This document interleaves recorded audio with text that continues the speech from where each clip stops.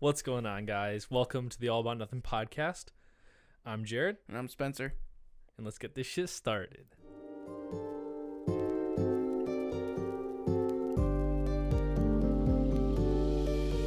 Nothing. So, quick introductions. I'm Jared. I'm 20. I go to school. I go to community college. I'm a criminal justice major, and I work at a vitamin shop. I'm Spencer. I'm 21. I am an aerospace quality engineer. And I didn't go to college at all because I'm a piece of shit. As is a full-blown job, and I'm still working at a part-time job. Yeah, well, it's not all it's cracked up to be. Something exciting for Spencer, though. We have the new firefighter. Yeah, How's that been? Yeah, I'm a volunteer firefighter also. I just finished the State of Connecticut Firefighter 1 course, and that was pretty crazy. It was better now that I'm, 80 pounds lighter than where I was last year. I had to Which lose is a lot of weight. excellent to get there. achievement. Good job, by the way. Thank you. Yeah, I had to lose a lot of weight to get to where I was. I'm still a big chunky monkey, but less than what I was before. So Tell us a little bit about the classes and just the preparation you need before you get to pass this test. so we go through like 203 hours, and it's Saturdays and Sundays, 8 hours a day, and we go through like pulling hose lines, dressing hydrants, using our air packs, understanding everything that you have to know about the air pack, going into confined space, which was like the scariest shit for me. Oh, yeah? I don't fit into small places, but we made do, and I got through it. It was a lot of taking my air pack off, putting it back on, Yep. taking it off, putting it back on. But I went to his graduation. As graduation, his instructor, I believe, I don't know what you guys Yeah. call him, your captain, he addressed Spencer for breaking his fear of heights, climbing the ladders. I want to hear about that more. oh yeah, so my first time climbing ground ladders with the class, it was like a 35-foot ladder, and they're like, "Oh, just go up to where you're comfortable," and I was like, "Okay." Took 6 rungs up, and I'm good.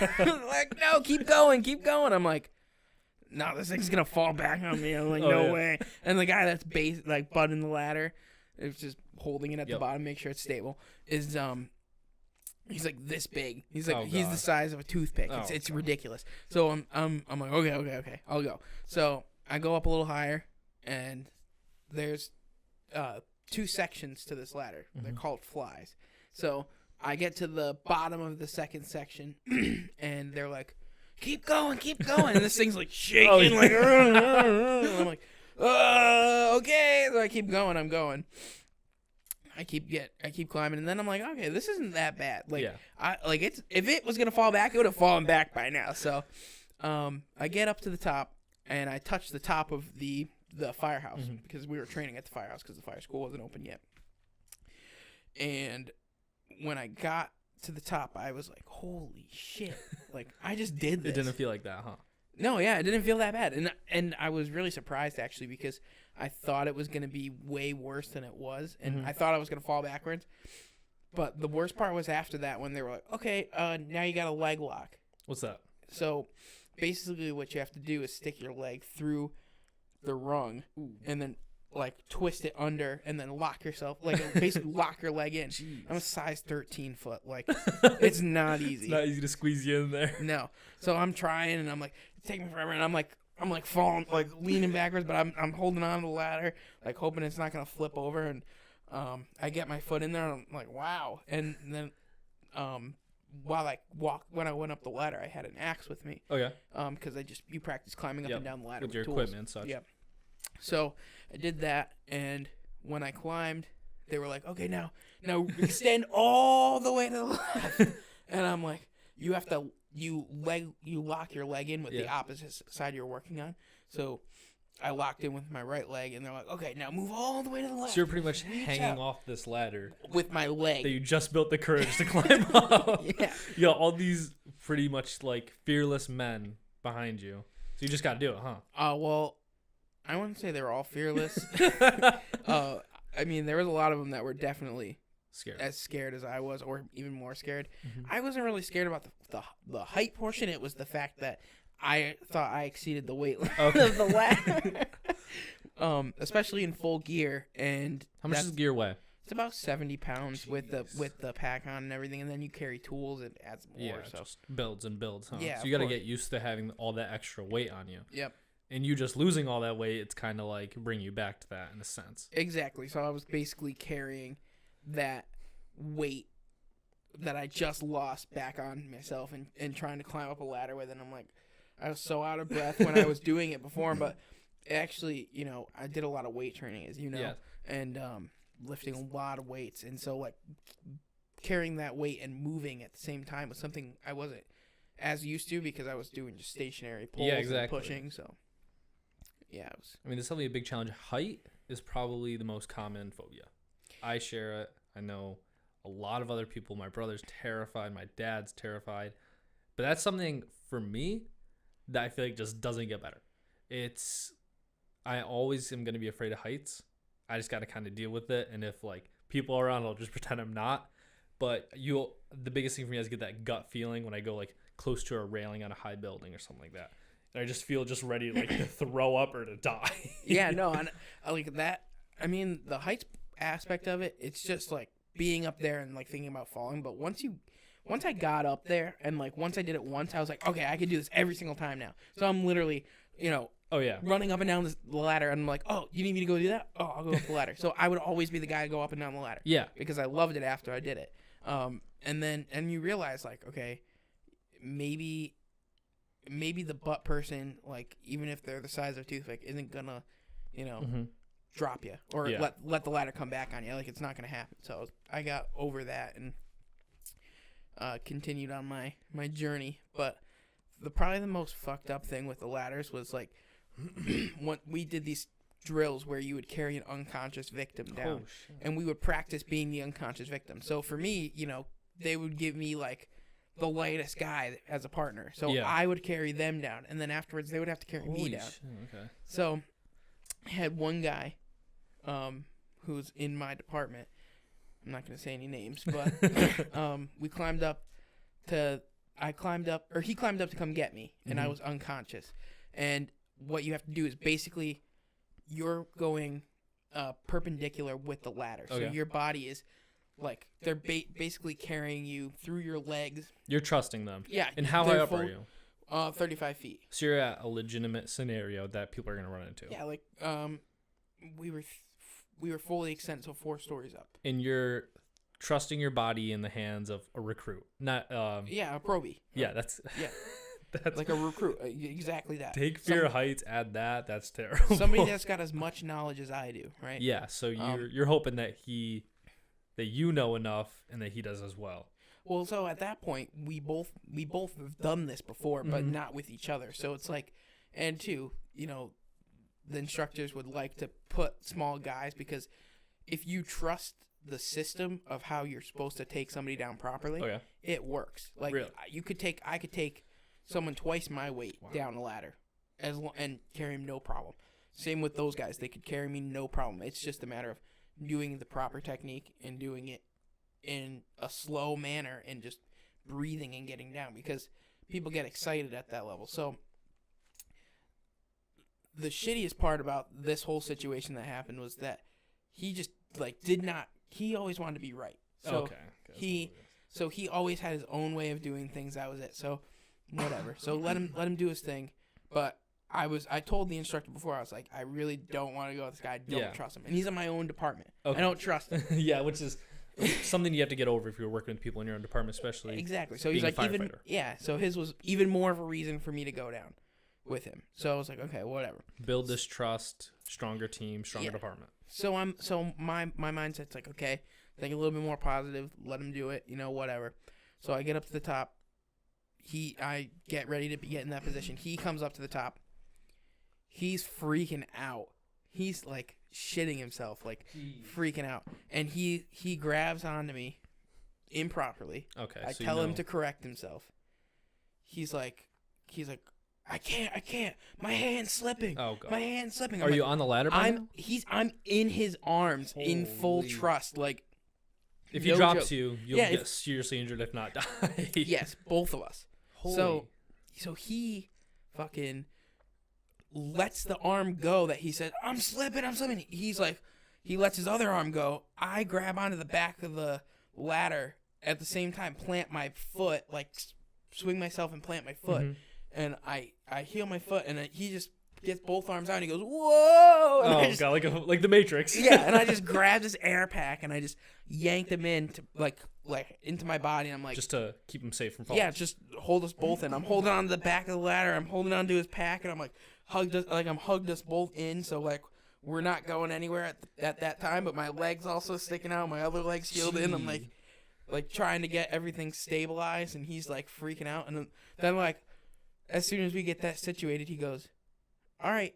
Oh my The god. instructor's like, "All right, let's keep going." Holy so the guy that's you're trusting your life in couldn't handle it. You had to save yourself. Yes, and him. And yet we were and we were only I like love that. 4 rungs down. Like we weren't even that far Yeah. down from the bottom. Fuck. So like, yeah, it was just You ridiculous. got a So, 30-foot drop pretty much. basically, like Holy. about that. Yeah. So I'm just at that point. I'm just like, I don't even know what to do. I'm like, all right, I guess I'll let him keep trying. Yeah. But I'm like, now I'm more skeptical. So I'm like holding on to the back, like, and he's like going. He's like, I think I got it. I think Oh, I got it. geez. He's like, now I feel like I'm slipping. I'm like, kid. I'm holding on to this thing like most of my weight, like trying to use as much upper body strength as I have. It was just ridiculous. So I'm just glad that those situations are over, and I hope that if I do become unconscious inside a fire and they have to That carry he's me not- down a ladder, that somebody else is coming to save my ass, because that's some scary shit. But think about it. If you didn't face your fear of the ladders, you wouldn't have learned as much on the ladders because you just had that mindset of just being scared the whole time. If you didn't get as comfortable as you were, and if you didn't learn as much, maybe you and him both wouldn't be alive in a sense from a 30-foot drop. Or you would have been at least seriously injured at the least. Yeah, definitely. And 2, it's all cement, so it's Splat. That's it. Yeah, and like that's the biggest thing. It's like you either get over it or you get out, because this class is not something you just. It's not like, we want you to come here and it's a free class. This is a over $1,000 class for you to go, as well as the department paid for it. Yeah. So it's not like, it's a free class. It's a class that your department paid for, and you owe them the money if Exactly. you fail. And you owe them you owe them that. They put their trust in you, and they want you to succeed. Exactly. They're putting training into you. So get off your ass and get shit done. This And- isn't just some swim class or some college classes Nope. that even I've been to that are just completely useful or useless. Sorry, I'm taking an art history right now, which is nothing compared to this firefighter course, which seems really intense. You have to put in the work, and your department wants to see the results because you're going to be out there. You're going to be working for the public. You're going to be saving the public. Oh, absolutely. I mean, and that's like the craziest thing is that we have, you have people that have been in the department for, 20 years. And These veteran guys Yeah, that and have you get seen to- it all. yeah, and you get to learn from them, but then like just the difference in respect that you get from them after you've Mm-hmm. accomplished, being a true firefighter, passing firefighter 1, being able to go inside with them, being able to do things you were definitely not able to do beforehand, and knowing so much more. So like when they talk to you, you just have so much more knowledge on shit. Totally. It seems like an amazing experience, Yeah, absolutely. which is definitely something you take into, obviously, like your career path. Yeah. No, and it helps with a lot of things. You learn, the biggest thing I've always been someone about respect. It's always Yeah. about respect. You respect me, I respect you. Exactly. I don't like to be disrespected, and that's a big thing in the fire services. Respect. You respect your elders, you respect your rank, you respect the people that created this department, like the people And they created you in a sense. yeah, They created the man you're going to be. absolutely. And like it's crazy. the fire service is a paramilitary organization, so we Okay. follow the same structure, right? We have the same type of officers. We have the same, don't go above the rank that you're supposed to go above yeah. to discuss things like. Like, it's all about rank. Yeah. It's what you wear on your shirt. And that's what you follow, pretty much. Yep, and who you go to for things. Like, I'm not in charge of anybody. People shouldn't be coming to me asking me what to do, but I'm in charge of myself, and then there's people in charge of me as well. Yeah, exactly. And you have to listen to whatever they say, no matter how much you don't want to do it. Yeah. How ridiculous it might seem to you. This is their command. You listen to it. Yeah, because it may sound stupid to me. Like, some things sounded stupid to me when I first became a firefighter when I was 16. But like, looking back at it now, it's like a lot of the stuff makes sense. Oh, yeah. Because it's like, okay, this is really why they wanted me to do it this way. It's more practical. It may seem like less efficient, but it's going to end up with a more practical result. Just like Mr. Miyagi. Wax on, wax off. They have you mopping the floors as soon as you start. Cleaning the tile with a toothbrush. No, but in a sense, it does structure you. Yeah, absolutely. It definitely, you definitely come out a different person with, a lot of the things people don't understand is the physical aspect of everything. Like, when people talk about firefighters, I feel like it's not as understood, like, to other, people outside the fire service. So, like, you don't really understand what you have to go through to be trained to be, like, able to go inside a building and stuff like that. So, and be able to act fast in those scary scenarios. Yeah. You can't let the fear take over you. You have to realize you have to improvise, adapt. Absolutely. And especially, like, when shit hits the fan. Like, when you're inside a building, shit hits the fan, like, you need to figure out what you're going to do. But not panic and not freak out, because it's not going to help the situation. Exactly. You're going to lose air. You're going to, once you end up losing air, you're out. You essentially have a countdown for your life. Yeah, and it's about understanding your surroundings, understanding awareness of when you come in the building, how you're getting out, other points of egress. I mean, it's a huge topic, and I also want to bring up your weight loss. Okay. That seemed to be a huge sense of just confidence, and that seemed to be what kickstarted your firefighter career. Yeah, I mean, so what made you want to lose the weight in that sense? So, what really got me going on my weight loss journey was, like, I was almost 400 pounds. Shit.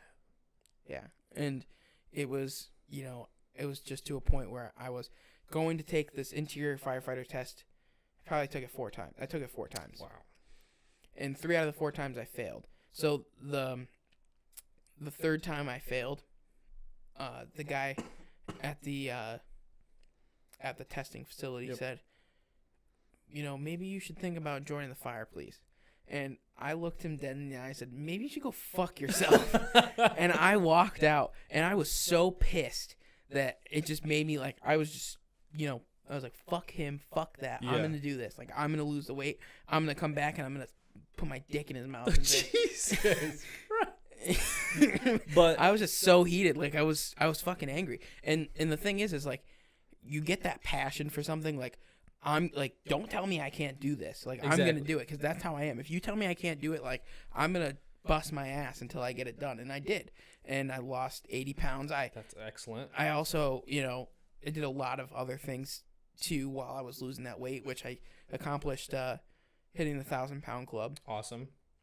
And for those who don't know, 1,000 pounds is between your bench, your deadlift, and your squat. Yep. And which is it's a huge achievement for anybody who's looking to lift or to bodybuild. Yeah, it's like your first stepping stone is benching 225, and then after that it's getting to the 1,000-pound club. So it's like your biggest achievement that you can prove to people that you've done. Like, oh, like, I lift weights. Okay, like, how good are you at lifting weight? Or, like, how strong are you? Oh, well, I'm in the 1,000-pound club. Okay, well, you gotta be pretty strong then, because you've made the 1,000-pound club. Like, you can lift a significant amount of weight to get yourself to that equaling. So, like, which is a crazy achievement. Yeah. I mean, both of us, me and Spencer, we love the aspect of working out. you brought up how this guy told you, okay, maybe you shouldn't follow your passion because of your weight in your body. And I like to think that's what made you who you are. And if he didn't say that to you, maybe you wouldn't be as fit as you are now. And I like to take that as well because I've always been skinny. I've had to turn to like comedy to make friends. I've just always been such like a skinny, small kid. I've always been on the lower end of the spectrum, short.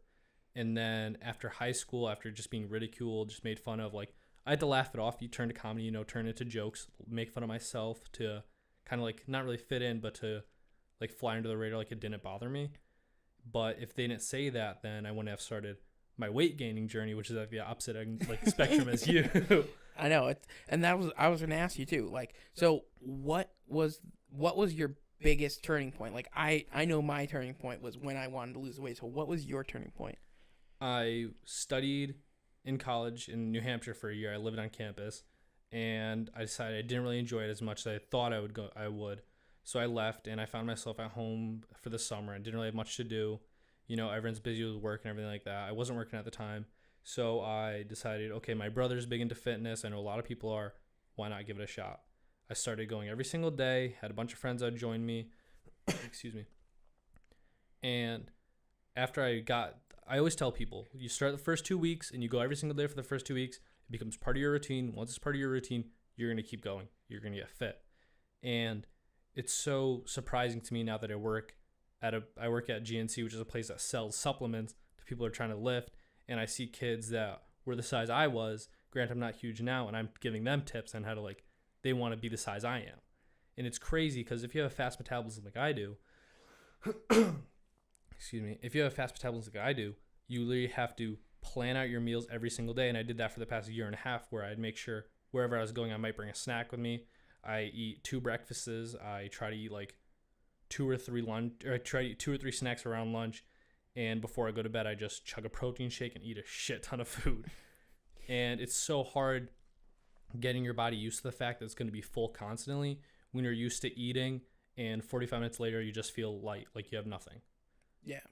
No, and I feel like, too, from the opposite side of that, it's like you have to find a really good fucking protein shake to be able to my God, yes. To be able to drink that shit, because there are some nasty ass protein shakes out there, but there are also some really good ones. I found the best way to get one down is, first you have to get used to your protein shake. You have to get used to the nasty ass watered down, whatever flavor they're going to sell you is not going to be the best tasting thing. Granted, there are a lot of great tasting proteins out there, but the most effective proteins are going to be the ones that taste like dog shit. Not like dog shit, but not as well as like an organic protein shake that's going to give you 20 grams of protein as opposed to 40, which is what you need. Yeah. But once you get used to that, once you get used to chugging that protein shake, I try to get mine down as quick as possible. And I usually always eat something with it to get rid of it, because I hate the aftertaste. I absolutely cannot stand the aftertaste. And I tell people, I go, it's going to taste funky. Once you get used to it, just like the first 2 weeks of working out, you give it the first 2 weeks, it's going to be part of your routine. You're not going to even be phased by it. You're going to crave it. You're going to expect to have this flavor. It's kind of like Pavlov's Bell experiment with the dog, where he would feed his dogs, ring the bell every time he fed his dogs. Then as soon as he'd ring the bell, the dogs would salivate. They're expecting to get that food in. And then the other thing is, you want to also enjoy what you're doing. So at night, I'll make a protein smoothie instead of just a water or milk shake. So I'll add frozen fruits, go down to your local big box store like BJ's, Costco, stuff like that. Yeah. Buy some big ass thing of frozen fruit, throw it in your blender. The NutriBullet magic. I swear by the NutriBullet. I tell anybody who's making smoothies, get yourself a NutriBullet. NutriBullet should really just sponsor us. Yeah. We're talking about NutriBullet. Or just censor out when we talk about NutriBullet. We'll just say blender. We'll add the blender. Yeah, so no, definitely. So I tell people to get this blender. It is going to make you enjoy what you're drinking. And if you don't enjoy it, then what's the point of doing the whole thing? Exactly. What I found with my weight gain is the confidence. I'm so happy I started off as someone who's really skinny as opposed to someone who was average weight. Because when I was skinny, that's when I find the skinniest kids and the biggest kids, they have the biggest personality. they could walk into a room, they're going to light up the room, they're going to make jokes with their friends, they're going to have all those people, and they're going to be genuine about it too. Yeah. You meet those kids like the all-star jock athletes. They're going to be great to the people they know, but they turn their back, they're going to be a dick to them. Yep. They're going to be a dick to anybody who stands in their way. But you always have that skinny and that fat kid who's just going to be like, just going to love everyone. Because we were looking for that acceptance, you know, and I feel I relate with you 100% on that. Because it's like, you know, you get into this, you know, everybody wants to make fun of you, or everybody could make fun of you. They have something they could say about you. Exactly. It's like, yeah, you could say something about them, but then they could just come back and say some really fucked up shit to you. And it's like, yeah. I get it. You know, I'm a big guy. I still am a big guy, and I'll make fun of myself first. So that's what I used to do. That was the biggest thing I used to do.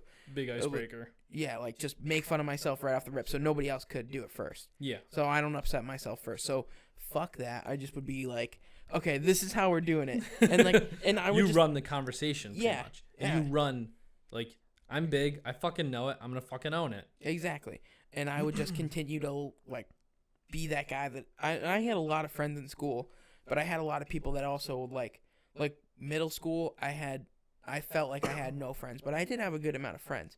I just had people that like they also would be friends that would make fun of me, so they weren't like, how do you consider them really friends, you know? Exactly. And then in high school, I was just like, I'm not gonna let anybody make fun of me. Like, I'm just gonna be like the best person I can be, and Yeah. I'm gonna like live my life. And there were people that made fun of me, but I just didn't like surround myself with them. Oh yeah, totally. And So- that's the people that you see now that are trying to relive their high school days, as opposed to like me and you who are moving on in a sense. Exactly. You know, the other like funny thing is that you see all these people that you went to school with, and you were, you know, they were like shitty to you, and then you graduate high school and you do a lot better than them. like they're still working at fast food or something, or fucking off, and they were Not that fast food's not bad. No, fast food is not bad, but it's like, you know, they're just like, I went to a technical high school, so Yeah. like that is the biggest thing. Like you got a trade, like you went to school for a trade. Like it should not be that hard to go out in the world and use what you've learned, that knowledge that you've gained in school, and do something. But these As long guys as you're are paying like, attention and like accept and soaking in all that knowledge. exactly, and these guys were just fucking off because they were like, oh, I'm gonna make fun of this guy. Huh? Yeah, I'm exactly. gonna enjoy my high school, and it's like, yeah, I got to fucking enjoy my high school too, but I wasn't a piece of shit to everybody. Exactly. You know? You learned from it. Yeah. And I think the funniest thing is when like someone who would make fun of me in high school or wouldn't even like give me the time of day, they'll like text me, hey, can you help me work out? I have kids in my Tunxus classes. I met some great friends through community college, which is surprising, but they asked me like, oh, can you give me some workout tips? If you told me that 3 years ago, I'd just laugh right at your face. Yeah. You know, Because you were, you know, you were a lot different of a person. Like, I was like 130 pounds soaking wet, like 5'10". Yeah. I mean, no one's really turning to you for advice in that sense. yeah. And like from my side, people would, you know, I've had people come out and like tell me that they've lost weight because I've, you know, because That's I lost amazing, weight, yeah. and I had an Instagram that I was running that I would Plug it you right know, now. underscore guru underscore in underscore training underscore. There we go. I think that's what it is. But I have an Instagram that I would just post like videos of me lifting and Yeah, I pictures follow. of I me. love it. Yeah, and then I post like at the end of everything, I would post like a positive like quote, because my thought process on it is like, I'm not gonna do this negatively. I'm gonna hit this as positive as I can and do the best that I can do, and just, you know, and kill it. And honestly, I love that you added that positive quote at the end, because really in the end, it's all about mindset. If you're gonna have days where, for me, I'm gonna weigh a little bit less than I did yesterday. I'm gonna lift a little bit less than I did yesterday. I might be having an off day, and I'm just gonna want to quit. I'm like, what's the point of this if it's obviously bringing me in a negative way? For about a month, I remember I was just plateauing, barely hitting like my PRs. If not, I couldn't hit it that one day. But instead of letting it like keep me down, instead of being like, okay, I'm just gonna skip the gym today, there's no point in doing it, I thought, fuck it, I'm gonna get it. So I'd go, get up every morning, still go. You know, I'd go. That summer when I first started out, I would work landscaping, 9 to 5, super hot summers. It was right in the sun. You know, you're building a patio. It was the hardest thing. And that was at the beginning, and I didn't let that like damper what I was going to be working at, like damper my workout mood. So even after that, I'd go home, eat, hit the gym, go to bed, wake up the next day ready for like to do all this landscaping. And I meet a lot of people who want to give up because I'm sure it happened to you. You might have gained weight. You might have had like a week where you just were eating a little bit too much, gained a little bit extra weight, and you're just like, what's the point of this? Yeah, no, definitely. And those are the days where you have to be like, I'm not just going to let this beat me up, and I'm not going to let this like take me down. I'm going to get up and I'm going to work harder than I did yesterday. Exactly. I mean, my biggest thing was like trying to understand why things happened to my body when they did. Like right off the rip, my first month, I lost like 25 pounds. That's insane. But it's not that hard for me to lose weight if I was eating like complete shit before. So yeah, just cutting all that stuff out and eating clean and healthy and whole foods, like eating chicken, eating rice, but in proper portions and like at proper times, and got my body to like a regimented schedule. And once I did that, everything was good. I would just lose weight. Like I was losing 5 to 10 pounds a week, and then it started to slowly decrease to 15 pounds, then to 12, then to 10. So you got rid of all that water weight to start off with, and now you're working on real fat, that stubborn fat that's gonna stay. Exactly. So I would get to that point where I would lose that weight, and I'd feel great about it. Yeah. Like it'd be awesome. And then there'd be days where I had a problem where I'd just step on the scale every day. Okay. And that was like probably the worst thing you can do, because like there'll be I started introducing cheat meals after like 3 months of losing weight. I was like, okay, I can treat myself now. Mm-hmm. I worked with this guy that I was working with at the gym. Shout out to Harrison, who gave me basically a whole diet. And with that whole diet, there was everything that I needed to do, and I followed it to a T. It was working great. I lost good weight. I had good results. Awesome. But he's like, you also need to give yourself a cheat meal. He's like, because if you don't give yourself a cheat meal, you're gonna hate this. So I did the cheat meal, and then like the next day I gained like a pound, or I gained 2 pounds. And he was like, don't worry about it. He's like, trust me, just follow the process. Don't even worry about it. And I fucking, like, it worked. Like, I was just like, okay. Think about it, though. If you didn't have that cheat meal, you wouldn't have enjoyed the road that you've taken. So then imagine if you didn't take it and one day you're just like, fuck this. I'm not enjoying it. I see what it's doing in my body. I like what it's doing, but I'm not happy. Yeah. But you have that cheat meal. Maybe you go out to dinner. You're going to enjoy the road all over again. Exactly. And like, it's kind of like restarting it. Yeah. And like my biggest problem is like, I'll go out and, like, even now, and it's tough because fire school was my goal, and I made my goal. Mm-hmm. And so, like, from January to July, I was, like, going to the gym 7 days a week. Like, I wasn't going to the firehouse as much because I was so focused on, losing weight and preparing being at the gym every day. Well, preparing to get into prepare to the fit test to get into class. So I busted my ass. I got everything I need to get done, and I got done. And then after that, it was like I started a new job. I started fire school, so I was like, I can go, like, I can make it work. Like, I'll go like 2 days a week I'll go 3 days a week instead of going 7 days.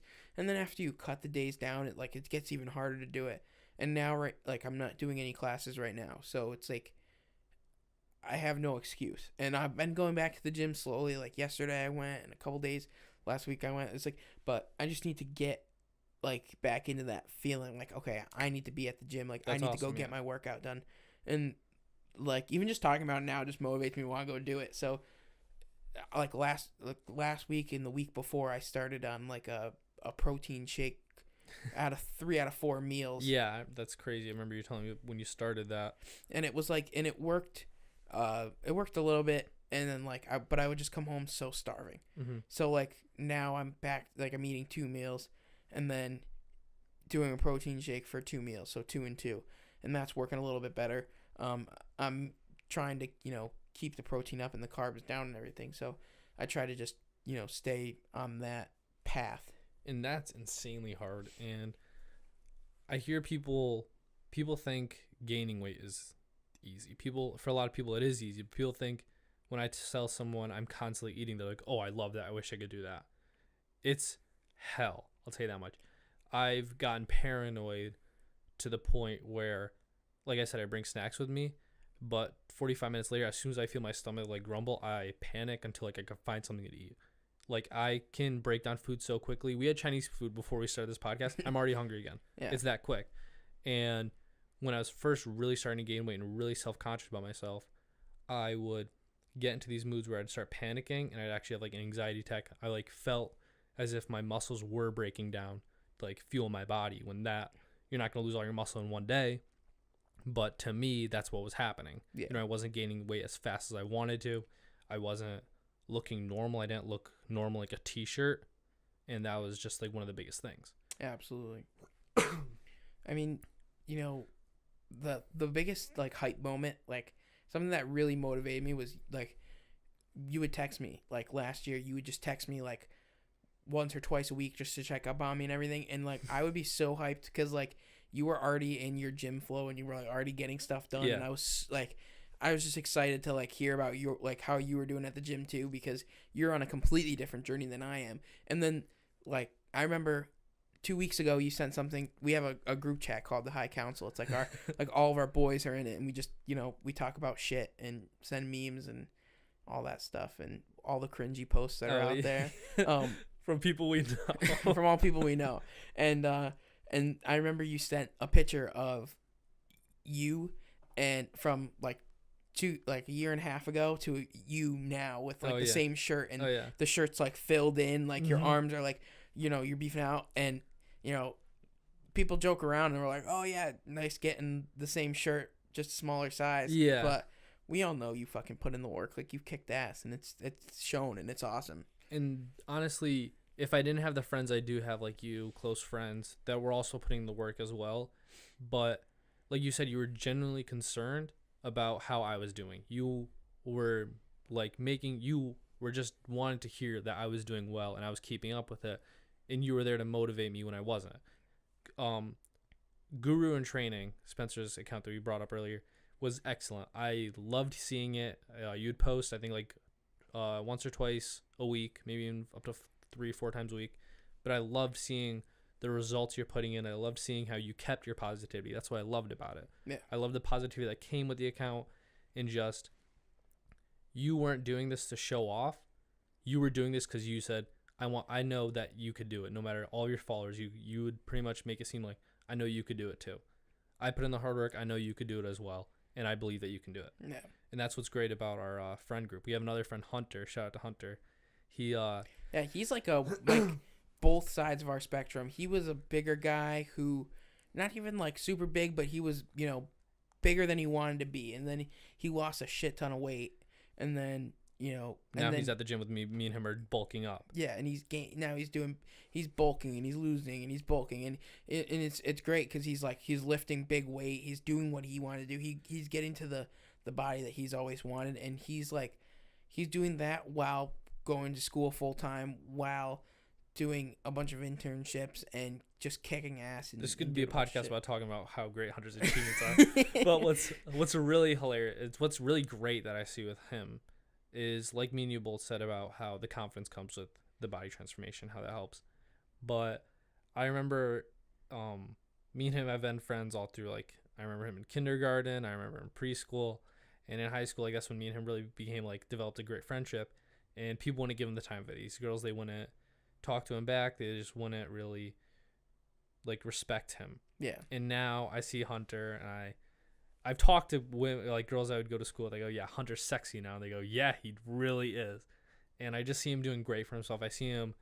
He's always got a smile on his face. That's one thing I could really talk about Hunter. He always got a smile on his face. And I really think that did come with weight loss. Yeah, no. And I mean, we have a lot of people in our lives that have like taken on like a weight loss journey. Like your brother, same thing as you, was smaller, gained a lot of weight. Exactly. In a muscular sense. Lucian, who's was, you know, he was like 310 pounds, and now he's almost 200 pounds or 200 pounds now. I mean, he's got 30-inch cannons. Yeah, he's got freaking big muscles. He's lifting big weight like me, and he's lost a ton of it, and he did, you know, what he had to do to lose the weight. And then, I mean, we surround ourselves with these type of people, And that's something I can't like urge even more.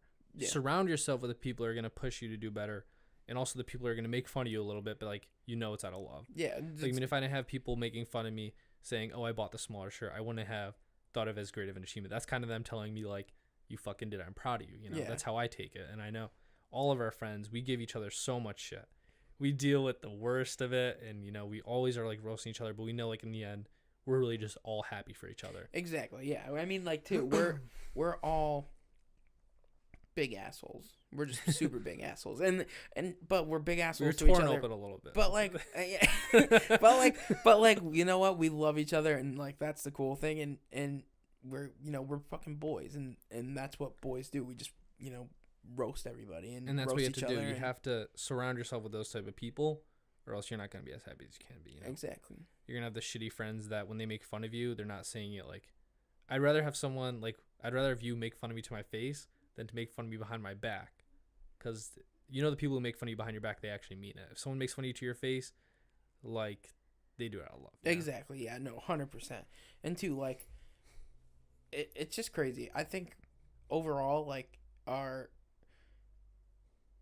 friend groups, and even like the friends that I have that like are different from yours, like have also supported me, and like friends that you have that are like I'm not friends with also support you and stuff. So it's cool that we both like not just our similar friends, but other people around us are being positive and giving us good vibes and shit. And the best thing you could do is to pick and choose your friends. Yep. It sounds shitty, but if you pick the friends that are going to support you and love you, then they're not going to be the ones that are going to turn on you. You're going to have those people that seem like the coolest people in the world, and you could try to be friends with them as much as you can, but if they don't want it, they're not going to be a genuine friend. You're not going to want to force a friendship. You're going to want to meet someone who's going to want to push you to be your better self, and those are going to be your best friends. Yeah, absolutely. I mean, we could definitely talk about like positivity and our friendships and weight loss. Like we probably talk about it for like full 8 hours if we really wanted to. About positivity, I want to bring up something with you that I saw early in the news, if you don't mind me changing the subject. No, go ahead. Mean, the podcast is all about nothing for a reason. Exactly. We really have no direction. We just Just eat fucking Chinese send it. food, sit down and talk. Try not I to saw. shit ourselves. I was on Reddit in class because classes get boring. If you sit behind the big kid, you can use your phone. I'll say that. But I saw YouTube is getting rid of the dislike button, which is a big thing. A lot of their videos, YouTube Rewind, they got the most dislikes. It'd be like "Baby" by Justin Bieber or something. And now the Super Bowl Maroon 5. Do you watch Super Bowl? I'm assuming. Yeah, I did. Yeah. And you watched the halftime show? Yeah. Oh yeah. Really disappointed. It was disgusting. It was probably the worst halftime show that I've been alive to see. And I know when YouTube started, the biggest thing was like the like and dislike ratio, and that's still a big thing. And now they're getting rid of the dislike ratio. Do you think it's the generation that's trying to get rid of it? Do you think? Fuck yeah. Of course it's the fucking our generation is soft. Oh, definitely. I mean, like, we as a whole, like, not just our generation, but other generations, older and younger, the world's changing so much because of the culture. It's the culture. Social media. Yeah. As well. Social media is the culture. It's the fucking, like, it's what's causing all this shit. Exactly. It's giving people, if they see on social media, you go on Twitter, you see the popular person, a lot of people will see the popular person retweet something that's like somewhat political, you're going to support them no matter what. Oh yeah, because you like them or you like how they feel, but you don't have any idea about anything that's going on. You're afraid to like show a different opinion, to be like outcasted. Yeah, and you know what, like it the biggest thing is even having an opinion for that matter is what is a big thing. But the problem is that people don't do any research or don't look into anything, completely. and they, like you just said, they find this popular person, the celebrity, whatever, they post something and they agree with them 100%. Yeah, because they're like, oh well, that makes sense, and she likes it, and I like her, so I'm gonna support her. Yeah. Yeah. The one retweet. The one thing that's great about our generation, the only thing that I see like as a positive note, other than like the generations before us, is we do accept a lot of different cultures. We do accept a lot of like different views, and like just overall different like race, ethnicity, all that other shit. Yeah. But then you see like we do accept them, but they might like backtalk us if we have a different opinion than them. We accept the people we want to accept instead of like accepting them everyone as a whole. So you see all these people retweet these political views. You have a different political view, they're going to shut you down. Oh yeah, no matter what they look like, what they sound like, you know, what their views are, or not what their views, obviously that's the biggest thing. Yeah. No, and I agree 100%. It's like you get all these people in one place, and I guarantee you, if you ask them, if you took away their phones and you asked them about questions that regard politics, and like threw them easy questions, easy broad questions that they could really express how they feel. Like, how would you do this if you were in charge? Exactly. Or how would you, you know, they would answer completely different than what. Or even, what do you hate about this person? They have nothing, and even if they do say something, they don't back it up with facts. They just go, "Oh, I saw someone say this." Exactly. Their Twitter feed's gonna be covered because everyone's so sensitive. They're gonna block the people that they don't share the same views of. Their Twitter feed's gonna be full of this right wing or left wing media that's gonna just like show one side of the story. Yeah, and two, it's for me. I'm not like huge into politics. All I care about is having a successful economy and, you know, people not killing each other. Yeah, exactly. That's the biggest thing. Like, it's having everybody getting a job, everybody working hard, everybody doing their part. And being safe. Yeah, and being safe at the same time. And, you know, that's with all these cool clashing shit, views, you're going to have these huge like headbutts in Congress and in the government. So it's not going to pass things at all. So it's really... government's just always at a standstill. It takes forever to get something done if it does get done. Yeah. You know, because no one's going to want to, like, agree on one thing. Or at least no one's going to compromise. That's the biggest thing. Because it's all fucking left-wing, right-wing beating each other up. Instead of, talking like, shit. Let's get together. Let's deal with this in a sense that makes everyone happy and everyone. It's best for the people, you know. Yeah. Which no one will ever agree on. Exactly. It never ends up working out that way. So. But, I mean, too, it is what it is at this point. It's like I wish that me as one person could help like get people to agree on things, like in that sense of trying to get everybody to agree that we should have a good economy and everybody should do their part and everybody should work hard. But I'm one person, and you know, not everyone's gonna listen to one person. Exactly. I mean, they don't. Nobody does. Like everybody. There are people that will, but then there's people like exactly how it is right now. There's people that believe in the person that's running our country right now, and then there's people that are like, "Oh, this guy's a fucking douchebag." I love we just came from the YouTube dislike button all the way to here. I know, right? But it's the same. It's the same concept. Exactly, just on a broader and just like. And we don't want to hurt. You don't want to hurt people's feelings. But like we just talked about this literally fucking 10 minutes ago. You know, it's people's feelings are gonna get hurt, but like you shouldn't take that as, oh, well, to make it less likely for them to get hurt, we're gonna you know, take away things so that it's more positive atmosphere.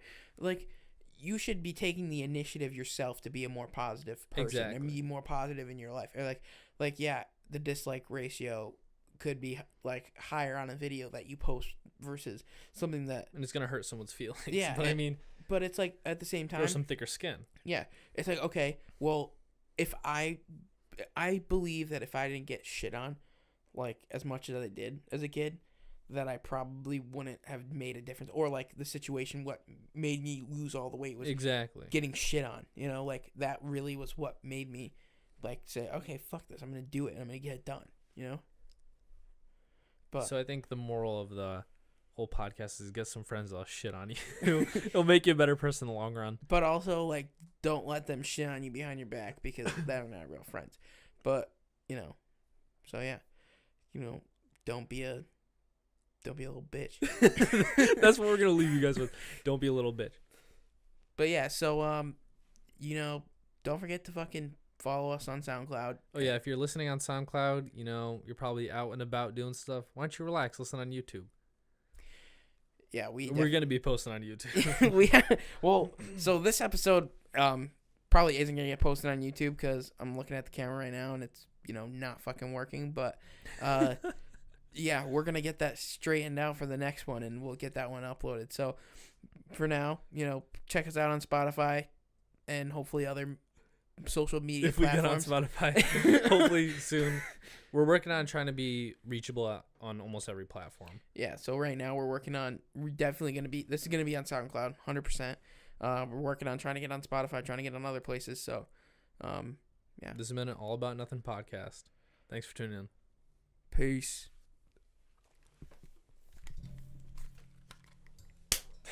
I think that was like an hour. It has to be something like that. That was fucking fun. It was 52 minutes. What we want.